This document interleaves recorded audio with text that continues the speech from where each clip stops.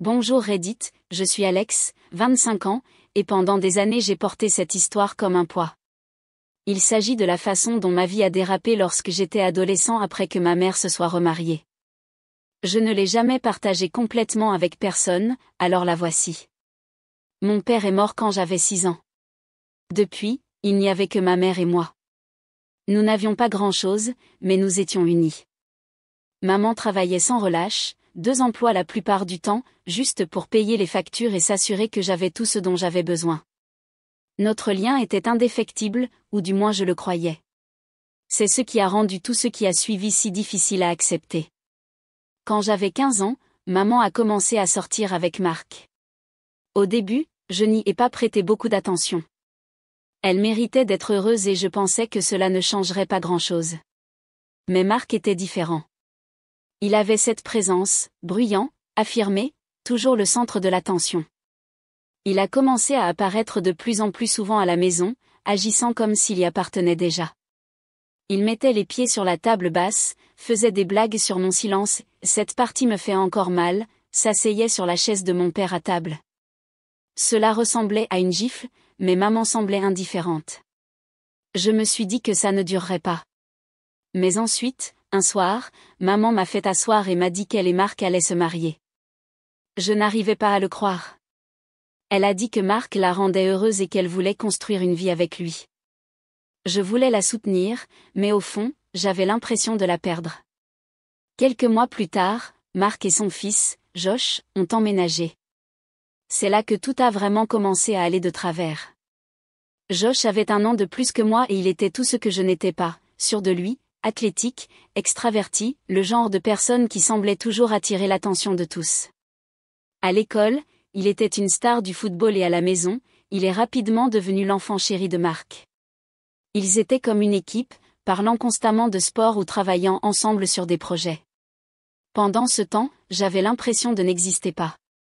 Ce n'était pas seulement la présence de Josh qui rendait les choses difficiles. Il faisait tout son possible pour me mettre mal à l'aise. Il entrait dans ma chambre sans frapper, prenait mes affaires sans demander et ensuite agissait comme si j'étais irrationnelle si je le réprimandais. Une fois, il a accidentellement renversé du soda sur tout mon carnet de croquis, un carnet rempli de dessins sur lesquels j'avais passé des semaines. Il a ri, disant que j'étais trop tendue. Quand je l'ai dit à maman, elle a juste soupiré et m'a dit d'être plus mature. Marc n'était pas beaucoup mieux. Il s'est approprié notre maison comme si c'était son royaume. Soudain, nous avions de nouvelles règles, couvre-feu, horaires stricts et temps familial obligatoire, qui semblaient toujours tourner autour des choses qu'il et Josh aimaient. Il me faisait des sermons sur la nécessité de devenir un homme et d'arrêter d'être si mou. Je le détestais.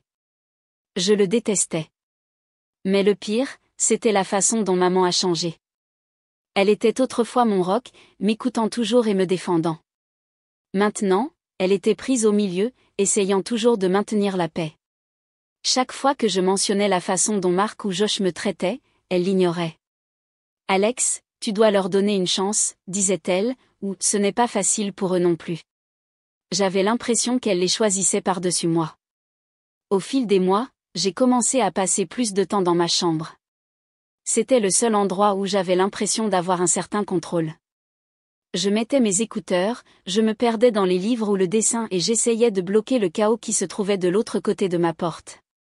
Mais même ça ne suffisait pas, Josh continuait à trouver des moyens de me taquiner, que ce soit en mettant sa musique à fond ou en organisant des fêtes lorsque Marc et maman n'étaient pas là.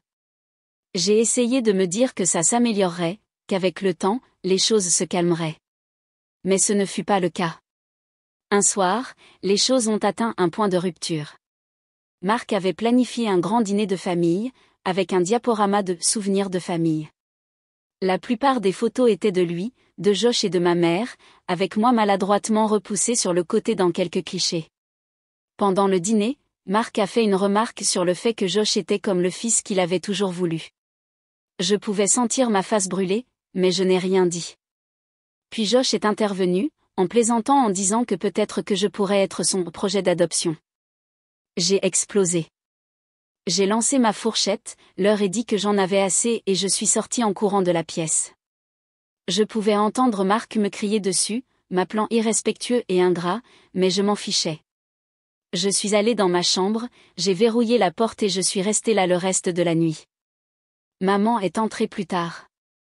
Elle ne m'a pas crié dessus ni ne m'a fait de sermon, mais sa déception était évidente. Elle m'a dit que je devais faire plus d'efforts pour m'entendre avec eux, que je rendais les choses plus difficiles qu'il n'était nécessaire. Je voulais crier, « Pourquoi ne me défends-tu pas ?» Mais je ne l'ai pas fait. J'ai juste acquiescé et j'ai attendu qu'elle parte. Après ça, j'ai arrêté d'essayer. J'ai suivi le courant, j'ai fait ce que je devais faire pour éviter les conflits et j'ai compté les jours jusqu'à ce que je puisse déménager. Mais même si j'ai quitté cette maison il y a des années, les cicatrices sont restées avec moi.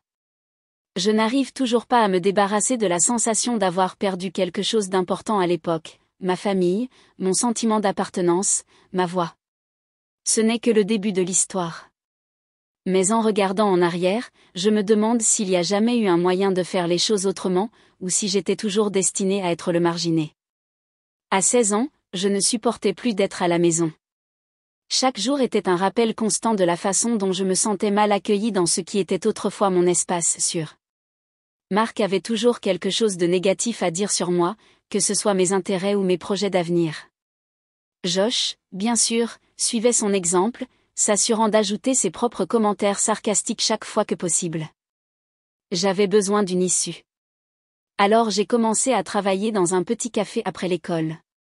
Le café est devenu mon refuge.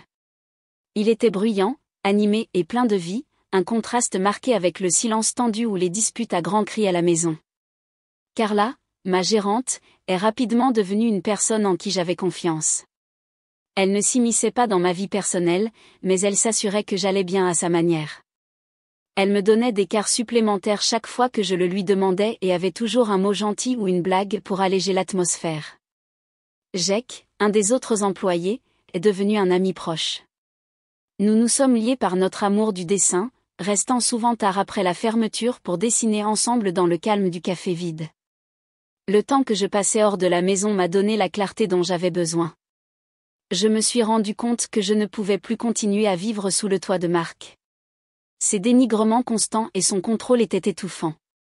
Chaque fois qu'il me disait que je ne réussirais jamais ou se moquait de mes intérêts, cela ne faisait qu'alimenter ma détermination à lui prouver qu'il avait tort. J'ai économisé chaque dollar que j'ai pu grâce à mon travail, en réduisant tout ce qui était inutile. Je ne dépensais pas d'argent en vêtements neufs ou en appareils. Je voulais juste avoir assez d'argent pour partir. Lorsque j'ai intégré une université à environ 30 km de là, je ne l'ai pas dit immédiatement à Marc ni à Josh. Je ne voulais pas faire face à leur réaction avant d'avoir un plan. Au lieu de cela, je l'ai dit à maman pendant un de ces rares moments où nous étions seuls. Elle semblait avoir des sentiments mitigés. D'un côté, je me suis rendu compte qu'elle était fière de moi. De l'autre, elle semblait hésitante, comme si elle n'était pas prête à ce que je parte. Je lui ai assuré que c'était la meilleure décision pour moi, mais j'ai pu voir l'inquiétude dans ses yeux. Lorsque Marc a finalement appris la nouvelle, sa réaction a été exactement celle que j'attendais. Il m'a accusé d'être ingrat et égoïste, affirmant que j'abandonnais ma famille. Josh a souri, ajoutant quelques commentaires sur le fait que je n'y arriverais jamais par moi-même.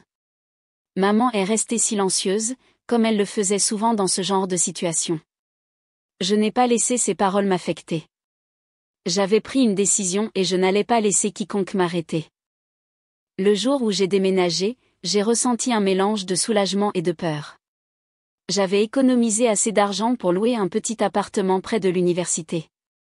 Ce n'était pas grand-chose, juste une chambre individuelle avec une petite cuisine, mais c'était le mien.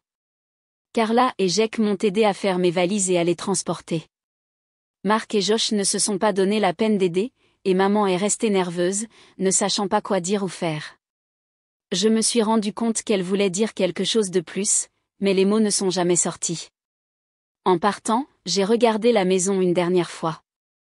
Marc était à la porte, son visage un masque de colère et de déception. Josh était assis au fond, avec son air habituel de suffisance. Maman m'a fait signe de la main, son expression illisible.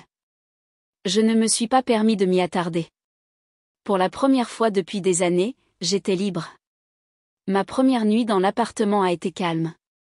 Je me suis assis par terre, mangeant un repas au micro-ondes, entouré de cartons non déballés. Le silence était inconnu, mais réconfortant.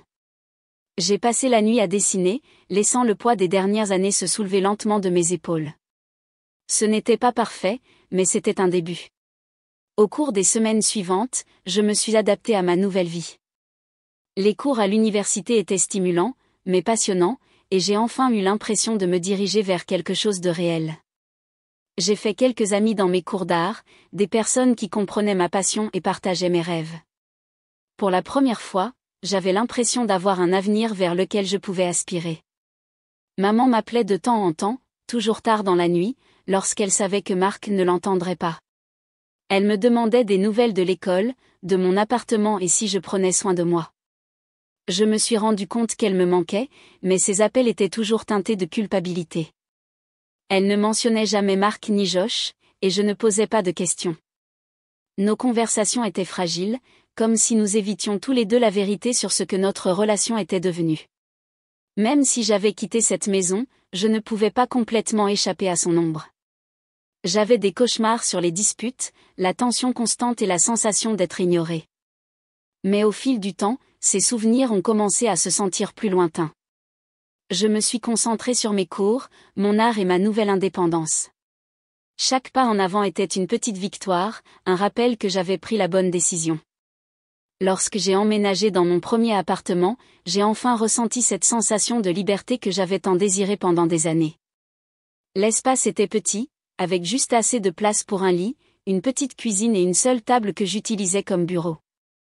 Les murs étaient lisses, le sol craquait et la salle de bain était à peine assez grande pour faire demi-tour, mais je m'en fichais. Pour la première fois, j'étais libre de la tension et de l'étouffement de la maison de Marc. L'adaptation n'a pas été facile. Mes économies couvraient à peine le premier mois de loyer et quelques besoins de base. Je me suis rapidement rendu compte que concilier l'école, le travail et la vie par moi-même serait plus difficile que je ne l'avais imaginé. Mon travail au café aidait, mais les heures n'étaient pas suffisantes. Alors j'ai commencé à chercher une autre source de revenus. Après une semaine de recherche, j'ai trouvé du travail dans une librairie voisine. La propriétaire, Evelyne, était dure mais juste. Elle souriait rarement, mais je me suis rendu compte qu'elle avait bon cœur. Elle ne s'est pas beaucoup préoccupée de mon manque d'expérience dans le commerce de détail, du moment que j'étais prêt à travailler dur. Entre les 2 emplois et mes cours, mon horaire était implacable. Je me réveillais souvent avant l'aube pour terminer mes devoirs ou étudier avant d'aller au café pour mon quart de matinée. Après les cours, je me dépêchais d'aller à la librairie et je travaillais tard le soir. Lorsque j'arrivais à la maison, j'étais épuisée. Malgré le travail acharné, je me sentais plus tranquille que jamais. L'absence de critique et de tension constante faisait que chaque jour se sentait comme un pas vers la reconstruction de ma vie. Un soir, alors que je fermais la librairie, Evelyne m'a présenté son neveu, Shaun. Il avait quelques années de plus que moi, un sens aigu de l'humour et une personnalité calme qui le rendaient immédiatement sympathique. Il travaillait dans la conception graphique, et lorsque j'ai mentionné que j'étudiais l'art, ses yeux se sont illuminés. Au cours des semaines suivantes, il a commencé à passer plus souvent au magasin, apportant toujours des collations ou du café pour Evelyne et moi. Il n'a pas fallu longtemps avant que nous nous faisions amis.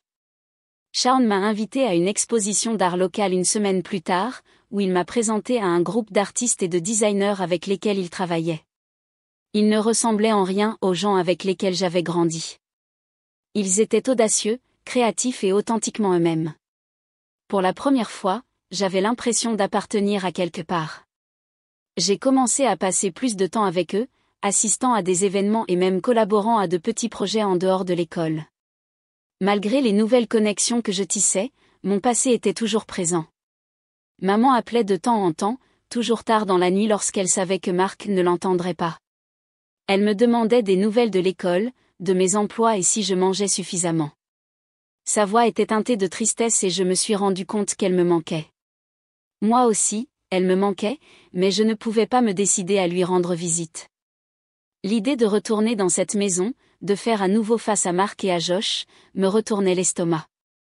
Un soir, Shaun et moi étions dans son appartement lorsqu'il m'a demandé au hasard des nouvelles de ma famille. J'ai hésité, ne sachant pas combien partager. Mais finalement, les mots sont sortis en torrent. Je lui ai parlé de Marc, de la tension constante et de la raison pour laquelle j'ai dû partir. Il a écouté sans interrompre, et quand j'ai fini, il a simplement dit « Tu as fait ce que tu devais faire ». Entendre ces mots d'une autre personne a été comme si on m'enlevait un poids des épaules. Pendant si longtemps, j'avais porté le poids de la culpabilité de laisser maman derrière moi, de ne pas faire plus d'efforts pour que les choses fonctionnent.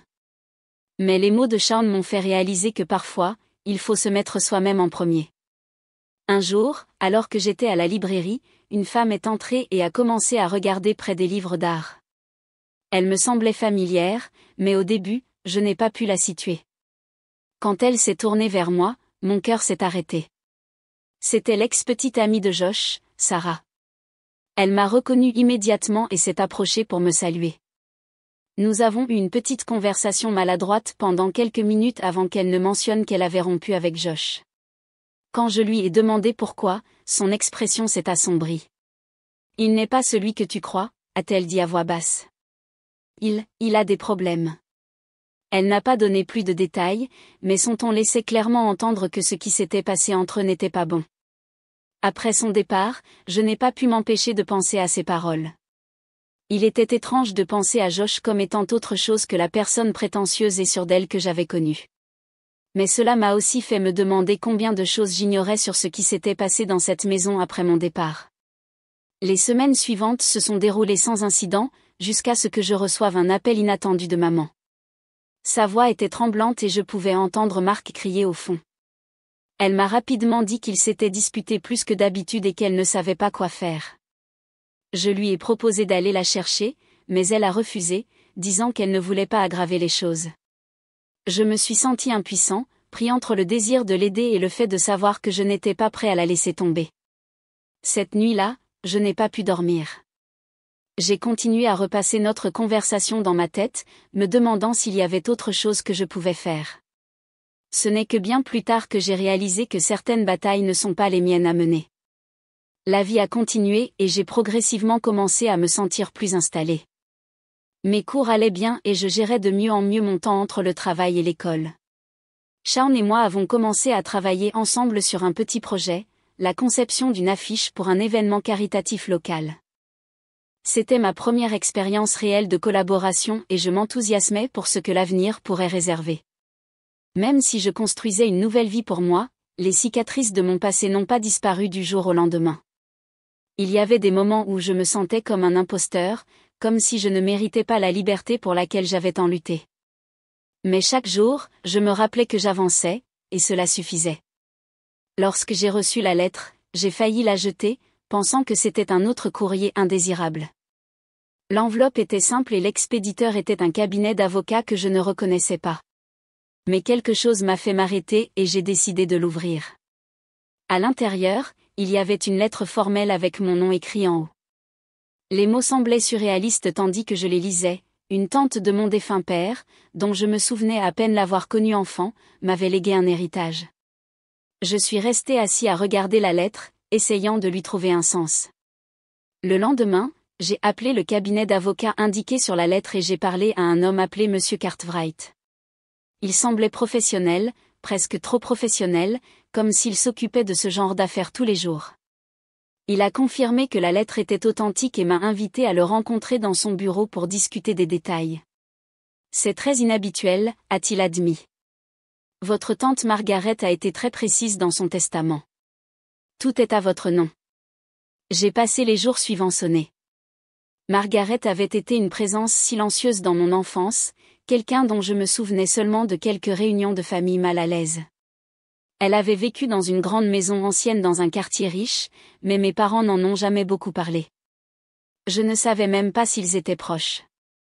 Et maintenant, des années plus tard, elle était décédée, et j'étais apparemment son unique héritier. La rencontre avec Monsieur Cartwright a été comme entrer dans un film. Son bureau était impeccable, avec des lambris en bois foncé et des étagères remplies de lourds livres juridiques. Il m'a salué d'une poignée de main ferme et n'a pas perdu de temps pour aller droit au but. « Votre tante vous a légué un héritage assez important », a-t-il dit, en glissant un dossier sur le bureau. La valeur totale est d'environ 10 millions de dollars, comprenant des liquidités, des propriétés, des actions et des objets personnels. J'ai cligné des yeux, sûr de l'avoir mal entendu. Pardon, quoi? Il a légèrement souri, comme s'il avait attendu cette réaction. Tout est décrit ici, a-t-il dit, en touchant le dossier. Vous avez hérité de 2 propriétés, votre résidence principale et une maison de vacances à la montagne. De plus, il y a des actions importantes dans plusieurs entreprises et quelques reliques familiales qu'elle voulait explicitement que vous ayez. J'ai feuilleté le dossier la main tremblante. Les papiers confirmaient tout ce qu'il venait de dire. C'était accablant. Je ne savais même pas par où commencer. Pourquoi moi, ai-je finalement demandé. Je la connaissais à peine. Elle n'a pas précisé ses raisons, a-t-il répondu, en se penchant en arrière sur sa chaise. Mais elle a été très claire dans ses instructions. Tout était pour vous, sans condition. La première propriété était l'ancienne maison de Margaret, une vaste propriété à la périphérie de la ville. Je n'y étais pas allée depuis que j'étais enfant, mais en entrant, j'avais l'impression d'entrer dans un autre monde. La maison était pleine de meubles anciens, de tapis ornés et de tableaux qui semblaient appartenir à un musée. Il y avait même une bibliothèque avec des étagères du sol au plafond remplies de livres. C'était magnifique, mais cela ne semblait pas réel. Je ne pouvais pas imaginer y vivre. La deuxième propriété était une maison de vacances nichée dans les montagnes, entourée d'hectares de forêts vierges. Je l'ai visitée quelques semaines plus tard et j'ai été immédiatement impressionné par le calme qui y régnait. La maison était plus petite que la propriété, mais elle était toujours luxueuse, avec de grandes baies vitrées offrant des vues imprenables sur le paysage. Elle ressemblait à un refuge, un endroit où je pouvais échapper à tout. Parmi les reliques, il y avait un coffre en bois fermé à clé que M. Cartwright m'a remis personnellement. Elle voulait que vous ayez ceci, a-t-il dit. Elle n'a pas dit ce qu'il y avait à l'intérieur, mais elle a insisté sur son importance. Le coffre était ancien et était finement sculpté, avec une clé attachée par un morceau de ruban. J'ai décidé de l'ouvrir plus tard, lorsque je serai seule et que j'aurai le temps de tout traiter. L'argent et les biens étaient accablants, mais les actions ont été ce qui m'a vraiment surpris. Margaret avait investi dans plusieurs grandes entreprises, et le portefeuille qu'elle m'a laissé valait des millions à lui seul. Je ne savais rien sur la gestion des placements, alors M. Cartwright m'a présenté à une conseillère financière, une femme astucieuse nommée Rachel. Elle m'a expliqué les bases, m'expliquant comment gérer le portefeuille sans prendre de décisions imprudentes. Vous êtes dans une position très enviable, a-t-elle dit, mais il est important d'aborder cela avec responsabilité. Au fur et à mesure que je m'adaptais à cette nouvelle réalité, j'ai commencé à remarquer comment les gens autour de moi réagissaient. La nouvelle de l'héritage s'est répandue rapidement, soudainement, des personnes avec lesquelles je n'avais pas parlé depuis des années ont pris contact avec moi. D'anciens camarades de classe, des parents éloignés, même des connaissances occasionnelles du lycée, tous semblaient désireux de renouer contact. Au début, j'ai essayé d'être poli, mais il est rapidement devenu évident que la plupart d'entre eux n'étaient intéressés que par mon argent. C'était épuisant. La réaction la plus étrange est venue de ma famille. Marc m'a appelé de nulle part, ce qu'il n'avait pas fait depuis que j'avais déménagé. Il était exceptionnellement gentil, me demandant comment j'allais et laissant entendre que nous devrions nous retrouver un jour. Il n'a pas tardé à mentionner l'héritage. Tu sais, Alex, a-t-il dit, d'une voix qui respirait la fausse sincérité, si jamais tu as besoin de conseils sur la façon de gérer tout ça, je serais heureux de t'aider. J'ai raccroché sans répondre. Ouvrir le coffre a été l'une des expériences les plus surréalistes de ma vie. À l'intérieur, il y avait une collection de vieilles photos, de lettres et de quelques bijoux. Les lettres étaient adressées à moi, écrites par Margaret au fil des ans. Dans celle-ci, elle expliquait pourquoi elle avait choisi de me laisser tout cela. Elle a écrit sur mon père, combien elle l'avait aimé et comment elle avait vu de loin comment ma vie se déroulait après sa mort. J'ai toujours vu un peu de lui en toi, a-t-elle écrit dans une lettre. Tu as sa force, sa gentillesse. Je veux que tu aies la vie qu'il aurait voulu pour toi. Je suis resté assis là pendant des heures, examinant le contenu du coffre. Les photos montraient Margaret jeune, debout avec mon père lors de réunions de famille. Il y en avait une de moi enfant en bas âge, assis sur ses genoux, tous deux souriants. Je m'en souvenais à peine, mais le voir m'a fait me sentir connecté à elle d'une manière que je n'avais pas ressentie auparavant. S'adapter à l'héritage n'a pas été facile. L'argent a apporté la liberté, mais il a aussi apporté des complications. J'ai dû naviguer entre les attentes des personnes qui me voyaient soudainement différemment, la responsabilité de gérer une fortune aussi vaste et les émotions qui ont surgi en découvrant un lien avec le côté familial de mon père. Mais malgré tout, j'ai ressenti un sentiment de clarté. Pour la première fois, j'avais les moyens de construire la vie que je voulais, libre des contraintes et de la toxicité de mon passé. C'était accablant, mais je savais que je me devais à moi-même et à Margaret de le tirer pleinement parti. Lorsque la nouvelle de mon héritage s'est répandue, je savais que cela provoquerait certaines réactions, mais je n'étais pas préparée à l'avalanche d'appels, de messages et de visites inattendues qui ont suivi. Le premier signe de problème est arrivé quelques jours après que j'ai finalisé les formalités juridiques. Mon téléphone a vibré tard un soir, et lorsque j'ai répondu, j'ai été surpris de voir le nom de Josh sur l'écran. Des mois s'étaient écoulés depuis que j'avais eu de ses nouvelles. « Salut, Alex », a-t-il commencé, d'un ton excessivement amical. « Ça fait longtemps qu'on ne s'est pas parlé. Comment vas-tu » Je ne faisais pas confiance à sa soudaine gentillesse, mais j'ai joué le jeu, gardant mes réponses courtes. Après quelques minutes de bavardages anodins, il est finalement arrivé au but. « J'ai travaillé sur cette nouvelle idée d'entreprise », a-t-il dit, sa voix changeant pour prendre le ton répété d'un vendeur. « C'est une victoire garantie. Tout ce dont j'ai besoin, c'est d'un peu d'argent de départ pour lancer les choses. » Je l'ai interrompu avant qu'il ne puisse donner plus de détails.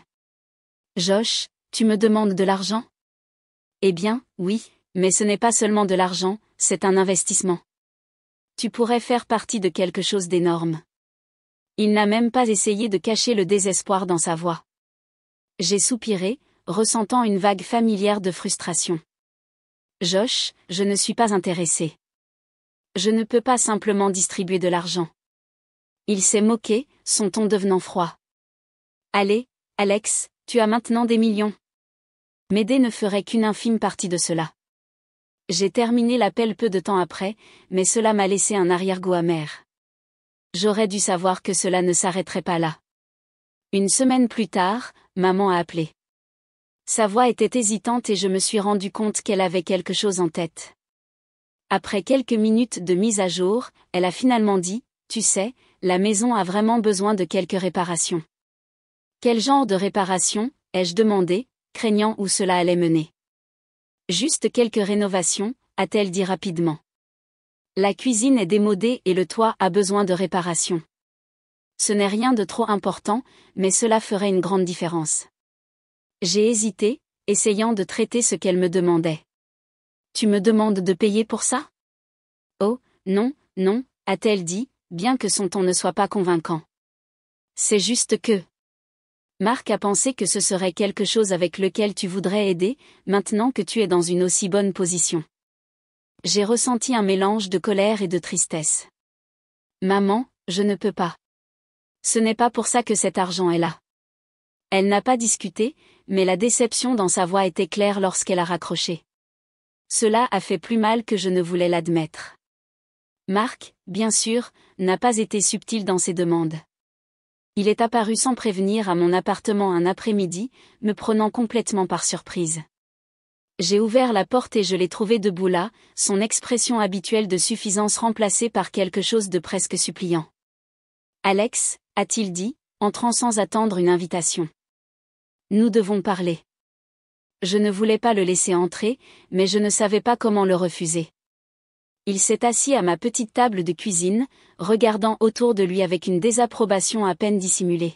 « J'irai droit au but » a-t-il dit, en joignant les mains sur la table. La famille se soutient mutuellement, toujours. Et maintenant que tu es en mesure d'aider, il est temps que tu fasses un pas en avant. Je l'ai regardé fixement, essayant de garder mon sang-froid. Qu'est-ce que tu demandes exactement ? Je ne demande rien, a-t-il dit, bien que son ton dise le contraire. Mais pense à ce que cet argent pourrait faire. Nous avons beaucoup sacrifié pour toi au fil des ans. Ne penses-tu pas qu'il est temps de rendre quelque chose ? Ces paroles ont touché un nerf. Sacrifié ? Tu m'as traité comme un étranger tout le temps que j'ai vécu avec toi. Il s'est détendu, son expression s'est durcie. Ce n'est pas juste, Alex. Nous t'avons donné un toit au-dessus de la tête, de la nourriture à la table, et c'est comme ça que tu nous le rends? Je me suis levée, indiquant que la conversation était terminée. Marc, je ne vais pas te donner d'argent. Fin de la discussion. Il est parti, mais pas sans murmurer quelque chose sur l'ingratitude. J'ai verrouillé la porte derrière lui, mes mains tremblant de colère. La pression ne s'est pas arrêtée là. Les appels et les messages ont commencé à arriver de membres de la famille que je connaissais à peine, cousins, tantes, oncles, des personnes qui ne m'avaient pas parlé depuis des années voulaient soudainement prendre des nouvelles. C'était épuisant, et le flot constant de reproches et d'histoires tristes m'épuisait. Une rencontre particulièrement mémorable est venue d'une cousine éloignée nommée Brianna, que je n'avais pas vue depuis que j'étais enfant. Elle m'a appelé de nulle part, sa voix ruisselant d'une émotion feinte. Alex. Ça fait une éternité. J'ai entendu parler de ta grande nouvelle. Je suis tellement heureuse pour toi. Je l'ai remerciée, gardant mes réponses polies mais prudentes. Après quelques minutes de souvenir, elle est finalement arrivée au but. Alors, écoute, a-t-elle dit, changeant de ton. Je lutte pour maintenir ma boutique ouverte. Les affaires ont été difficiles et je me demandais si tu pouvais m'aider. Juste un petit prêt, rien de fou. J'ai dû me mordre la langue pour ne pas me lâcher. Brianna, je suis désolée, mais je ne peux pas faire ça. Sa façade joyeuse s'est effondrée instantanément. Sérieusement? Après tout ce que la famille a fait pour toi? J'ai raccroché avant qu'elle ne puisse dire quelque chose que je regretterais. Même les étrangers ont tenté leur chance. Un homme qui prétendait être un ami de mon défunt père s'est présenté à la librairie où je travaillais, disant qu'il avait besoin d'argent pour des frais médicaux. Lorsque je lui ai demandé des preuves de sa connexion avec mon père, il a bégayé et a rapidement changé de sujet. Il était clair qu'il mentait et j'ai dû demander à Evelyne d'appeler la sécurité pour le faire sortir. Les demandes et les manipulations constantes m'ont affecté. J'ai commencé à me sentir paranoïaque, remettant en question les motifs de tous ceux qui m'entouraient. Même Shaun a remarqué le changement. Un soir, alors que nous travaillions ensemble sur un projet, il a dit « Tu as été nerveux ces derniers temps. Que se passe-t-il » J'ai hésité, ne sachant pas combien partager. Mais finalement, je lui ai tout raconté, l'héritage, les parents, la pression interminable. Il a écouté en silence, puis a dit « Tu ne dois rien à personne. S'ils ne peuvent pas respecter ça, ils ne méritent pas d'être dans ta vie. » Ces paroles m'ont apporté un certain réconfort, mais le poids de la situation pesait toujours sur moi. Un soir, j'ai reçu un appel d'un numéro inconnu. Lorsque j'ai répondu, une voix de femme que je ne reconnaissais pas a dit « Alex, je suis amie avec Margaret. Peut-on se voir ?» Quelque chose dans son ton m'a fait accepter, même si je n'avais aucune idée de ce qu'elle voulait. Nous avons convenu de nous rencontrer dans un café le lendemain. Elle s'est présentée comme Claire, une avocate qui avait travaillé avec Margaret dans le passé. Je voulais te prévenir, a-t-elle dit, l'expression sérieuse. Ta famille ne va pas s'arrêter. Margaret savait que cela pouvait arriver, c'est pourquoi elle a créé une fiducie pour protéger tes avoirs. Mais tu dois faire attention. Les gens peuvent être impitoyables lorsqu'il s'agit d'argent. Ces paroles sont restées avec moi longtemps après notre rencontre. Elles ont été un rappel de combien ma vie avait changé et de combien j'avais besoin de protéger ce que Margaret m'avait laissé. Les demandes ont continué, mais j'ai commencé à établir des limites plus fermes. J'ai bloqué des numéros, ignoré des messages et cessé de répondre aux reproches. Ce n'était pas facile, mais je savais que je devais me protéger. Margaret m'avait donné l'occasion de construire une vie meilleure et je n'allais pas laisser quiconque me la prendre. Quelques semaines après que j'ai pensé que le flot de demandes et de reproches avait commencé à diminuer, j'ai reçu une lettre qui a ravivé tout cela. Elle est arrivée dans une enveloppe blanche impeccable avec un en-tête officiel indiquant Anderson & Associates Legal Counsel. Mon nom y était imprimé, ainsi qu'une demande de respect de conditions spécifiques. La lettre affirmait que Jenna, ma mère, avait droit à une partie substantielle de l'héritage en raison d'accords verbaux non documentés que Margaret aurait passés avec elle. La lettre était pleine de jargon juridique, suffisamment pour sembler intimidante à première vue. Elle exigeait que je paie $1 million à Jenna dans les 30 jours pour éviter une poursuite qui bloquerait l'héritage dans des procédures judiciaires. J'ai senti mon estomac se retourner en lisant cela. Il ne s'agissait pas seulement de l'argent, c'était la manipulation effrontée. Je pouvais sentir ma colère bouillonner en réalisant que Jenna était allée aussi loin pour obtenir ce qu'elle voulait. Je n'ai pas hésité à appeler Rachel, la conseillère financière que l'avocat de Margaret m'avait présentée. Rachel n'était pas seulement douée avec les chiffres, elle avait un instinct aigu pour détecter quand les choses ne collaient pas. Lorsque je lui ai parlé de la lettre, sa réaction a été immédiate. « Ne leur réponds pas », a-t-elle dit fermement. « Je contacterai Cartwright et nous nous en occuperons. » Rachel et M. Cartwright ont travaillé rapidement. En 24 heures, j'étais assis dans le bureau de M. Cartwright avec la lettre à la main. Il l'a examinée attentivement, fronçant les sourcils pendant qu'il feuilletait les pages. « C'est bâclé », a-t-il dit, secouant la tête. Ils ne se sont même pas donné la peine de vérifier leurs données. « Que veux-tu dire ?» ai-je demandé, me penchant en avant sur ma chaise. Premièrement, cet avocat n'existe dans aucune base de données juridique. Anderson & Associates n'est pas un véritable cabinet. Et deuxièmement, le testament de Margaret est solide. Il n'y a aucune place pour que quiconque réclame une partie de l'héritage à moins que ce ne soit explicitement indiqué, et Jenna n'est mentionnée nulle part. Entendre cela a soulagé une partie de mon anxiété, mais je n'arrivais toujours pas à me débarrasser de la frustration. Jenna ne m'avait même pas appelée elle-même. Elle avait engagé des escrocs pour essayer de m'intimider afin que je lui donne de l'argent. Cela ressemblait à une trahison à un niveau complètement nouveau. Monsieur Cartwright n'était pas seulement méthodique, il était implacable.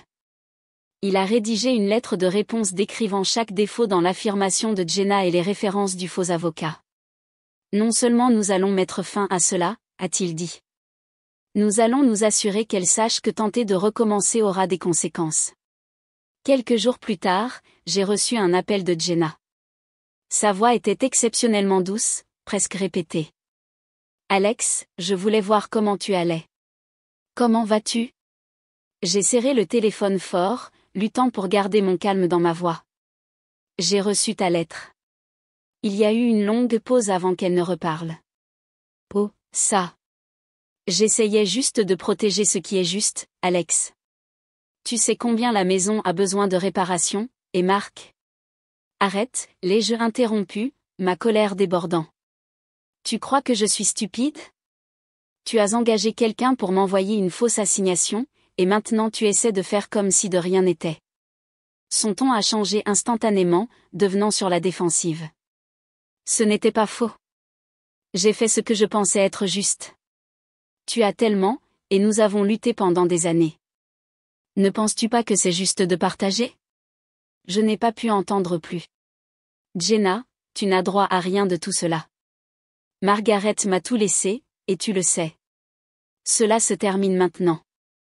Au cours de la semaine suivante, les choses se sont intensifiées de manière que je n'avais pas anticipée. Jenna ne s'est pas rendue après que la fausse lettre a été exposée. Au lieu de cela, elle a commencé à répandre des rumeurs sur moi auprès des membres de la famille, me dépeignant comme cupide et égoïste. J'ai commencé à recevoir des appels et des textos de membres de la famille avec lesquels je n'avais pas parlé depuis des années, tous répétant comme des perroquets sa version des faits.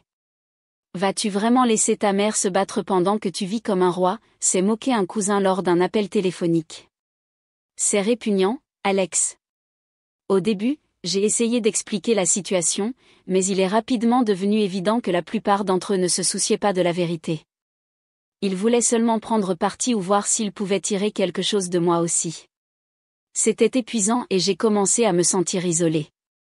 Rachel, sentant combien la situation m'affectait, a suggéré que je me mette de côté et la laisse gérer toute communication supplémentaire. Ils essaient de te manipuler, Alex, a-t-elle dit. Ne leur donne pas la satisfaction. Le tournant est arrivé lorsque M. Cartwright a reçu un appel du soi-disant avocat que Jenna avait engagé. Il a enregistré la conversation, qui a rapidement révélé à quel point toute la mise en scène était frauduleuse. L'homme a trébuché sur la terminologie juridique de base et n'a pas pu fournir de preuves pour étayer l'affirmation de Jenna. M. Cartwright m'a envoyé l'enregistrement et ce fut à la fois exaspérant et satisfaisant de l'écouter. Cette personne n'avait même pas essayé de rendre son histoire crédible. Avec la falsification exposée, M. Cartwright a rédigé une dernière lettre de cessation et d'abstention, prévenant Jenna et son avocat que toute tentative supplémentaire de poursuivre l'affaire entraînerait des poursuites judiciaires contre eux. Il leur a envoyé des copies à tous les deux et a inclus la documentation de l'enregistrement pour plus de sûreté. Les conséquences n'ont pas été aussi nettes que je l'espérais. Jenna m'a appelé une dernière fois, cette fois furieuse. « Tu m'as fait honte, Alex », a-t-elle lancé. « Tu n'avais pas besoin d'aller aussi loin. » J'ai senti une froideur s'emparer de moi lorsque j'ai répondu « Tu t'es fait honte toi-même, Jenna. Tu as essayé de me manipuler et ça n'a pas marché.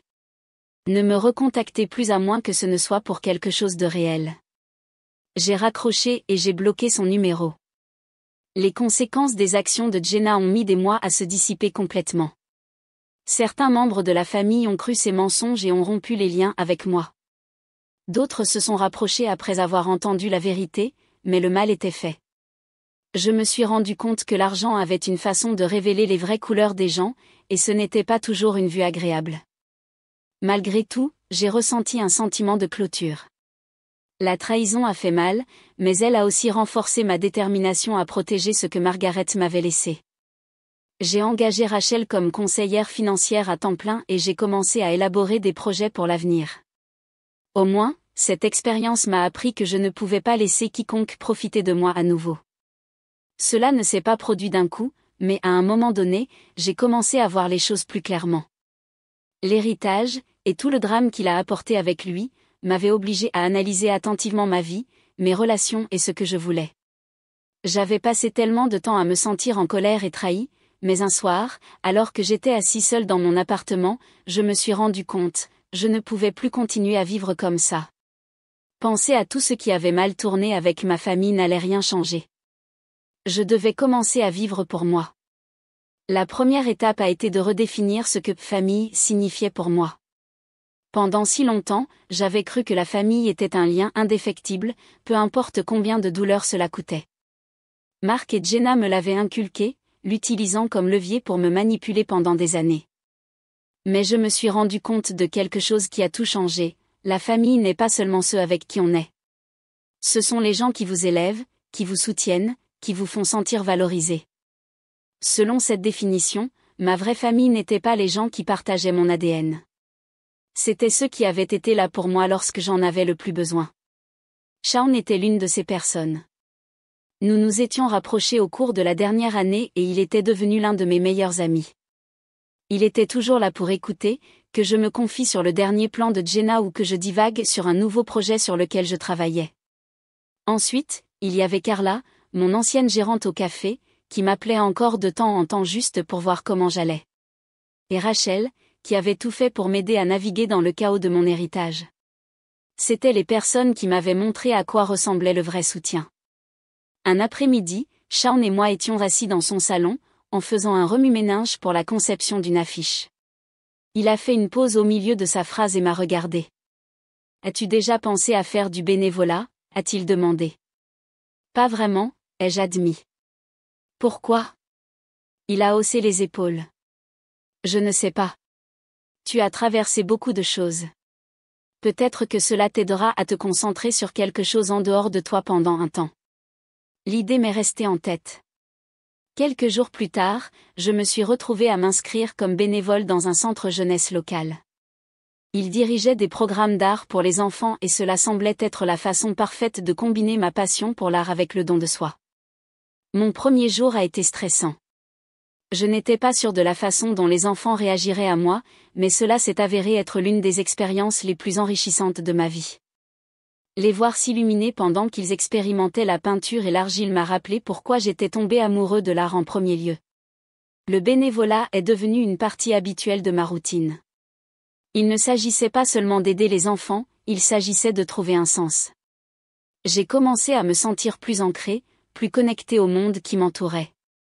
Cela m'a aussi donné la confiance nécessaire pour établir des limites dans mes relations. Pour la première fois, j'ai commencé à dire non sans me sentir coupable. Cela n'a pas signifié que Jenna et Mark ont cessé d'essayer de me manipuler. Il y avait encore des appels, des textos et des visites occasionnelles sans prévenir. Mais je suis restée ferme. Une dispute particulièrement houleuse s'est produite lorsque Marc s'est présenté à mon appartement, exigeant de savoir pourquoi je ne pouvais pas simplement pardonner et oublier. Tu rends ça plus difficile qu'il n'est nécessaire, a-t-il dit, élevant la voix. Nous sommes une famille, Alex. C'est censé signifier quelque chose. Si, ça l'est, ai-je dit, gardant le calme dans mon ton. Mais la famille ne se résume pas à la façon dont tu m'as traité. Il est sorti furieux, claquant la porte derrière lui. Mais je n'ai pas ressenti le poids habituel de la culpabilité. J'avais enfin cessé de leur donner du pouvoir sur moi. Le point de rupture est arrivé lorsque Jenna m'a appelé tard un soir, pleurant et me suppliant de reconsidérer le fait de leur couper les ponts. Elle a commencé à énumérer toutes les choses qu'elle avait faites pour moi au fil des ans, comme si cela excusait d'une certaine manière tout le reste. Pendant un instant, j'ai ressenti une pointe de doute. Mais ensuite, je me suis souvenu de toutes les fois où elle avait choisi Marc plutôt que moi, de toutes les façons dont elle avait essayé de me manipuler, et j'ai su que je ne pouvais pas revenir en arrière. Je suis désolée, Jenna, ai-je dit, la voix ferme. Mais ça ne marche pas. J'ai besoin d'espace et j'ai besoin que tu respectes ça. Elle ne l'a pas bien pris. Il y a eu plus de larmes, plus d'accusations. Mais je n'ai pas hésité. Lorsque l'appel a pris fin, j'ai ressenti une étrange sensation de soulagement. Ce n'était pas facile, mais c'était nécessaire. Avec ma famille toxique enfin hors de la scène, j'ai commencé à me concentrer sur la construction de la vie que je voulais. Le bénévolat est devenu une partie plus importante de ma vie et j'ai même commencé à donner des cours d'art au centre jeunesse. J'ai renoué avec de vieux amis et j'en ai fait de nouveaux, m'entourant de personnes qui tiraient le meilleur de moi. Un soir, alors que Shaun et moi passions du temps avec un groupe d'amis, il a mentionné l'idée de faire un road trip. On en parle depuis toujours, a-t-il dit. Pourquoi ne pas simplement le faire? Au début, j'ai hésité. L'idée de tout laisser derrière moi et de partir sur la route semblait accablante. Mais plus nous en parlions, plus cela commençait à sembler être exactement ce dont j'avais besoin, une occasion de laisser derrière moi tout le stress et les bagages, de voir de nouveaux endroits et de créer de nouveaux souvenirs. Au cours des semaines suivantes, nous avons planifié le voyage dans les moindres détails. Shaun, sa petite amie Mia et notre ami Jake étaient dedans. Nous avons tracé un itinéraire qui nous mènerait à travers le pays, englobant tout, des parcs nationaux aux petits restaurants. J'ai acheté une camionnette usagée et j'ai passé des heures à la réparer, la transformant en camping-car improvisé. Au moment où nous étions prêts à partir, je me sentais plus excitée que depuis des années. Le matin où nous sommes partis, je me suis arrêtée devant mon appartement, regardant la vie que j'avais construite pour moi. Ce n'était pas parfait, et il y avait encore des choses que je résolvais. Mais, pour la première fois, j'avais l'impression d'être sur un terrain solide. Lorsque nous sommes sortis sur la route, avec le vent entrant par les fenêtres ouvertes et le soleil me réchauffant le visage, je n'ai pas pu m'empêcher de sourire. C'était mon nouveau départ et j'étais prêt pour ce qui allait suivre. Pour la première fois depuis longtemps, je me sentais libre.